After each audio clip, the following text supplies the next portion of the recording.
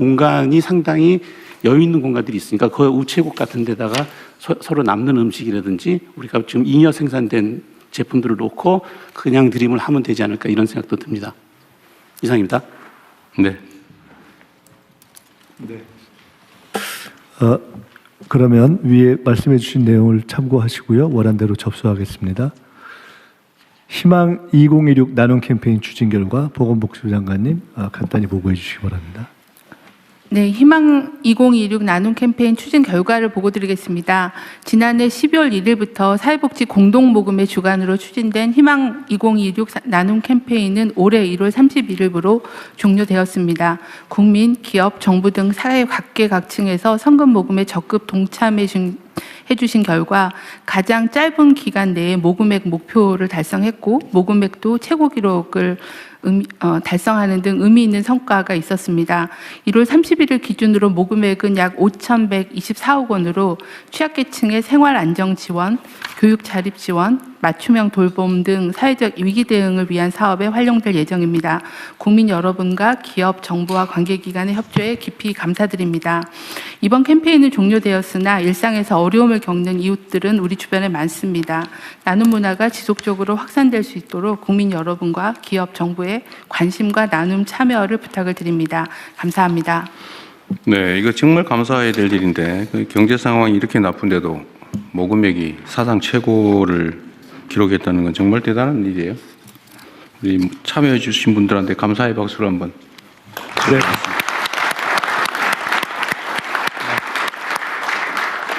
네, 감사합니다. 원안대로 접수하고요. 이제 부처 협조 사항입니다. 개인정보보호위원장님, 기후부 장관님 순서대로 이어서 바로 말씀해 주십시오. 네, 개인정보보호위원장입니다. 공공부문의 개인정보 보호 강화를 위한 협조 요청 사항입니다. 지난주 감사원에서 24년 말에 주요 공공 시스템을 모의 해킹한 결과를 발표했습니다. 모의 해킹에서 보안 취약점이 발견되었고 주민등록번호 탈취 가능성까지 확인되었습니다. 몇 주 전에는 국민생활과 밀접한 공공자전거 따릉이의 개인정보 유출 신고가 접수되어 개인정보가 바로 조사를 시작했습니다. 그간 공공부문 개인정보 유출 사고를 분석해보면 취약점 점검이나 접근 권한 관리와 같은 기본적인 안전수칙 위반이 많이 발견됩니다. 특히 공공부문은 국민의 민감한 정보를 포함한 대규모 개인정보를 보유하고 있어 보다 철저한 사전 점검과 안전관리 체계를 확립하고 적정한 인력과 시스템을 확충할 필요가 있습니다. 공공부문 개인정보 보유 현황 및 관리 체계를 간략히 말씀드리겠습니다. 25년에 공공부문이 보유한 개인정보 개수는 약 770억 건이고 공공시스템 중 57개 부처, 공공기관이 개인정보 보호법에 따라 중점적으로 관리하는 시스템이 382개가 있습니다. 개인정보 처리 시스템은 통상 개별 근거 법령에 따라 구축됩니다. 예를 들어 사회보장정보 시스템은 사회보장급여법에 따라 구축되었고 소관부처는 보건복지부이며 사회보장정보원이 운영합니다. 이때 시스템 운영기관이 1차적인 관리 책임을 지지만 소관부처도 지도, 감독 등 2차적 책임을 담당합니다. 네, 다음 장입니다. 개인정보 있는 공공분야 개인정보 보호 강화를 위해서 여러 가지 제도 개선을 추진하고 있습니다. 예를 들어 기관장의 최종 책임을 명확히 하고 정보 보안 및 개인정보 보호 관리 체계인 ISMSP 인증도 단계적으로 의무화하는 한편 사전 예방적 보호 투자에 대해서는 인센티브를 도입하는 내용의 개인정보법 개정안이 지난 12월에 상임위를 통과했습니다. 그리고 후속 절차를 진행 중에 있습니다. 공공기관의 개인정보 보호 수준 평가도 강화했습니다.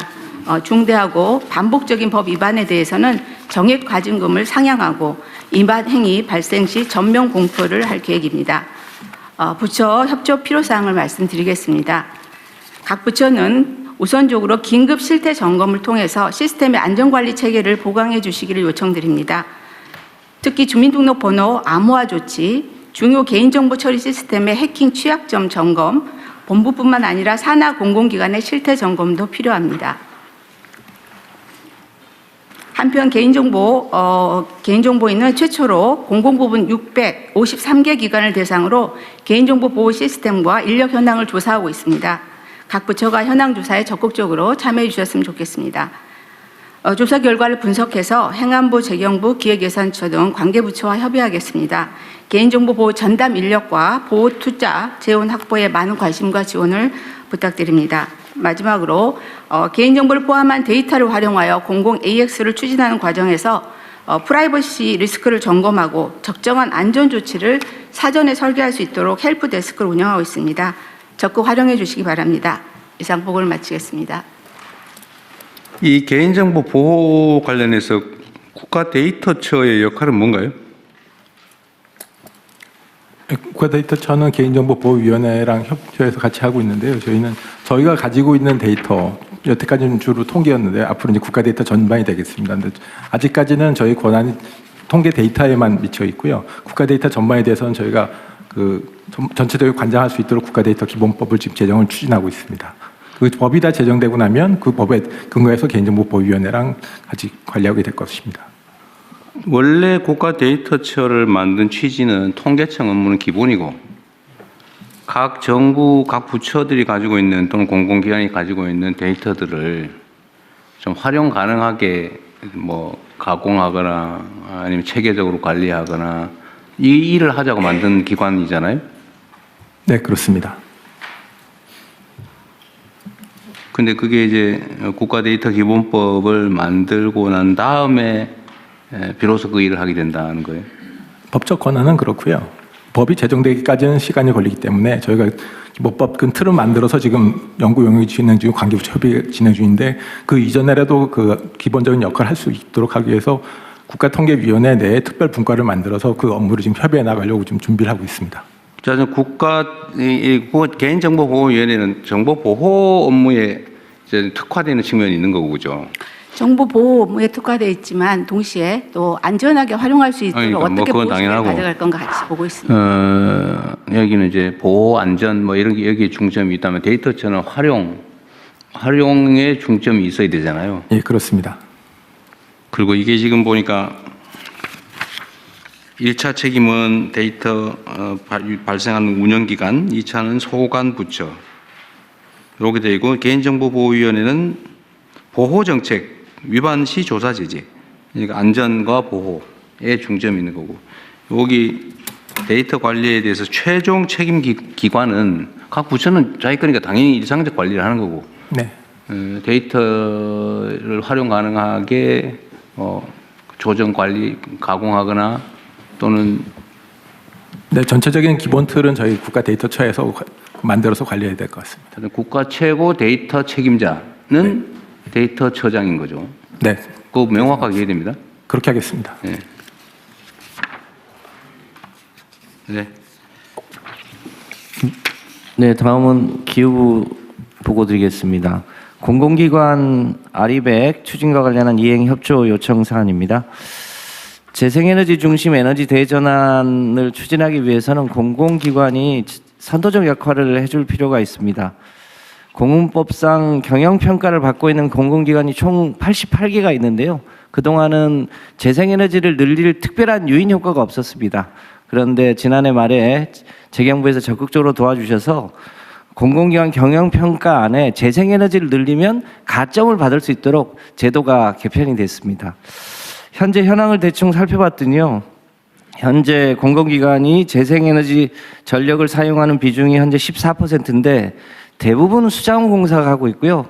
나머지 87개만 평균 내면 2%에 불과합니다.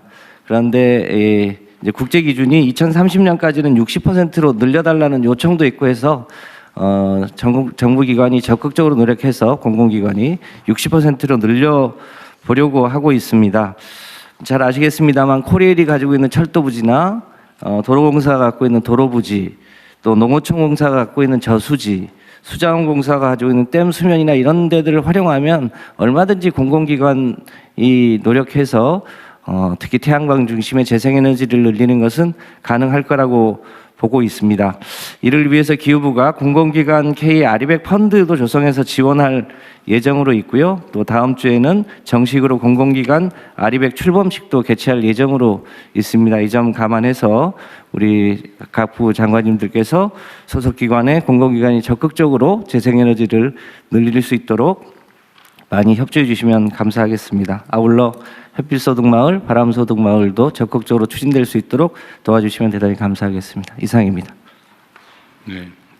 햇빛 소득, 바람 소득 사업은 아주 자잘한 사업이 전국에 산재하게 되는데, 네, 하여튼 손이 많이 가는 사업이죠. 그렇습니다. 행안부, 그다음에 농식품부. 어쨌든 이것도 속도를 좀 챙겨주시기 바라고요. 그리고 하나는 이게 당연한 얘기일지 모르겠는데, 이제 소규모 태양광 발전 사업소가 여러 군데 네. 있게 되잖아요. 이렇게 되면 이거 하고 대규모로 발전 시설을 만드는 경우에 생산 원가, 저 발전 단가의 네. 차이가 어느 정도나 할까요? 지금 뭐 해외는 그렇게 하면 되게 킬로와트당 50원 선까지도 떨어지고 심하게는 30원까지도 떨어지는데요. 우리나라는 대규모로 하더라도 80원에서 100원 사이인 것으로 보여집니다. 그런데 보통 100kW 정도 하거나 1메가 정도 하는 거는 1메가 정도 하면 우리 제품으로 할 경우에 12억에서 13억 정도 들어가고요. 중국산으로 하면 10억 정도 들어갑니다. 아, 30% 정도, 20% 남짓 더 든다. 그렇습니다. 근데 우리 제품으로 1메가 하는데 12, 3억 정도면요. 그럼 킬로와트당 단가는 얼마예요? 그렇게 하면 이런저런 거품을 빼고 하면 사실은 100원에서 120원 정도면 가능한 수준입니다. 그래서 태양광은 조금만 더 노력하면 100원대 이하로 낮출 수 있다고 판단하고 있습니다. 보통 태양광 발전하면 소위 지대 있잖아요. 임대료, 땅값, 네. 땅 임대료, 기회비용. 이게 우리나라 땅값이 비싸서 그게 꽤 높을 거 아니에요? 그러니까 일반 개인 사업자가 임대료 내고 진입료 내고 또 은행에 이자 내고 또 자기 수익 다 계산해서 지금 거품이 좀 껴 있는데요. 이번에 햇빛소득 마을 같은 경우를 추진하면 그 소위 토지 비용이 많이 안 들 것이기 때문에 얼마든지 이 총량은 늘리면서도 가격은 낮추고 그 소득은 주민들에게 돌아갈 수 있도록 하면서도 이 재생에너지 산업도 키우는 이런 선순환 구조를 정착시킬 수 있을 거라고 판단합니다.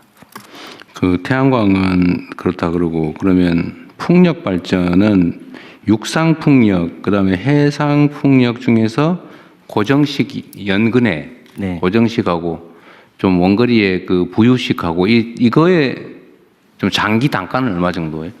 현재 부유식은 실제로 한 400원, 500원 선까지 현재 상태로? 이제 일반 해상 풍력 고정식은 300원대인데 저희가 여러 가지 제도를 개선하면 실제로 임기 중에 200원대로 낮추는 건 어렵지 않을 것 같고요. 궁극적으로 150원대까지 해상 풍력도 낮출 수 있다고 판단하고 있습니다.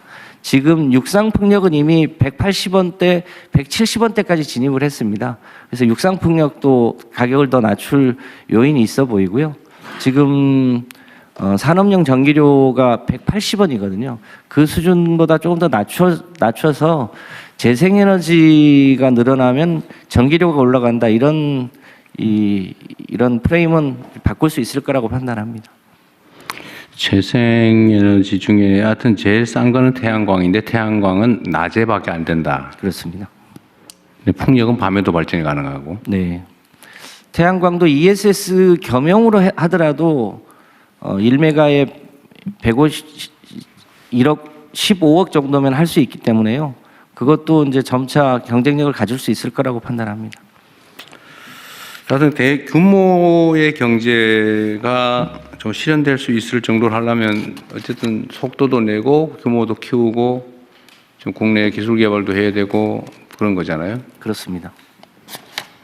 그다음에 국내의 재생에너지 생산 지역에서 원거리 송전 비용이 또 많이 들기 때문에 네. 가능하면 해당 지역에 산업부를 유치하되 송전 비용을 뺀 좀 낮은 전기료를 공급해야.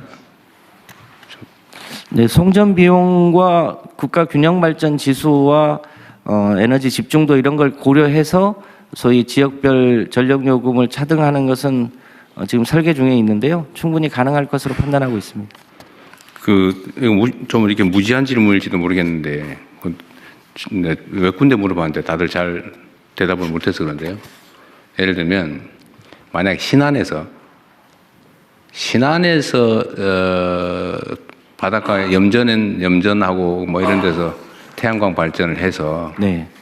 해당 지역에 쓰면은 아까 얘기한 대로 한 뭐 100원 미만인데 네. 만약에 그거를 송전망을 만들어 가지고 수도권까지 끌고 올라와서 쓴다고 할 때 그때는 송전 비용이 예를 들면 그 송전 시설의 감가상각비도 있을 거고 그죠? 그다음에 뭐 송전 자체에 드는 비용 관리비 이런 것도 있을 텐데 또 누전되나요? 중간에 손실도 있을 거 아니에요? 네. 하여튼 그런 계산하면 가격 차이 얼마쯤 날 수 있어요? 그냥 추상적으로 정확하게는 안 나올 테고 하지. 대략 1, 20원 정도는 킬로와트당. 1, 20원. 네. 근데 그거 엄청난 차이입니다. 20% 한 15% 정도 비용이 추가된다. 즉 가격 차이는 15% 이상 날 수 있다 그런 얘기네요. 그럴 수 있습니다. 실제 비용만. 네. 그냥 참고로 물어봤습니다.